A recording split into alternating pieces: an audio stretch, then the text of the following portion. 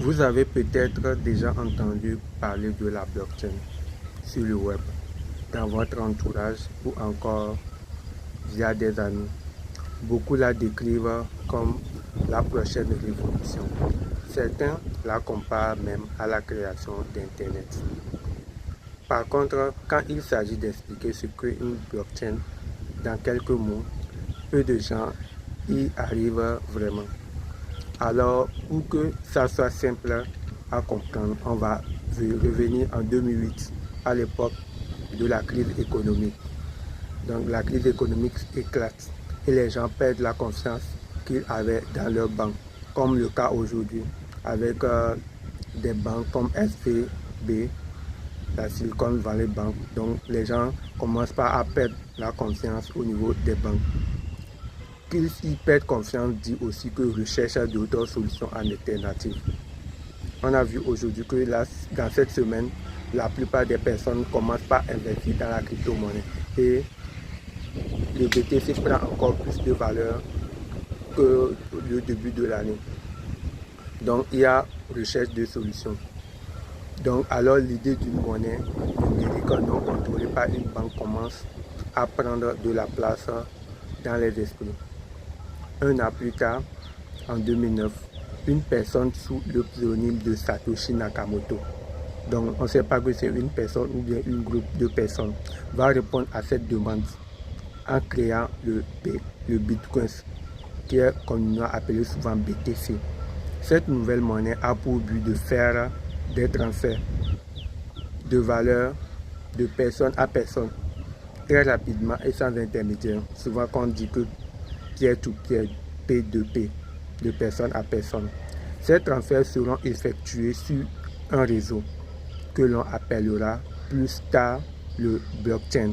Donc le blockchain, c'est le réseau qui va contenir toutes les transactions qui vont être effectuées sur le Bitcoin, cette monnaie-là. Pour expliquer une blockchain de façon simple, on va la considérer comme un carnet de notes. Ce carnet de notes comprenant des pages. Et sur ces pages, on en trouvera l'historique de toutes les transactions effectuées. Notre fameux carnet de notes ne sera pas stocké dans un coffre chez une seule personne, comme le faisaient les banques. Les banques enregistrent toutes les données en même lieu, mais sera dupliqué sur des milliers de personnes. C'est la différence qui existe entre le blockchain et la banque. La banque a une seule registre, alors que la blockchain a plusieurs registres distribués. Maintenant, il y aura des personnes qui vont valider les transactions là par page, donc un algorithme de validation. Imaginons maintenant que les pages de notre carnet sont des blocs et que notre relu est une chaîne numérisée, le tout est en tout à cas une chaîne de blocs. Et d'autres termes, une blockchain. Donc plus simplement, une blockchain est constituée des transactions qui sont enregistrées dans des carnets de notes grâce à un algorithme de validation. Ainsi de suite. Toutes ces données-là sont numérisées dans des chaînes de blocs. Donc dans une blockchain, les transactions sont anonymes. On ne sait pas qui a envoyé de l'argent à qui, mais on sait qu'une adresse A a envoyé de l'argent à une adresse B. Vous attribuerez une clé publique et une clé privée qui ne seraient pas reliées à votre. Donc le clé public et le clé privé ne sont pas reliés à la personne principale, mais à une adresse.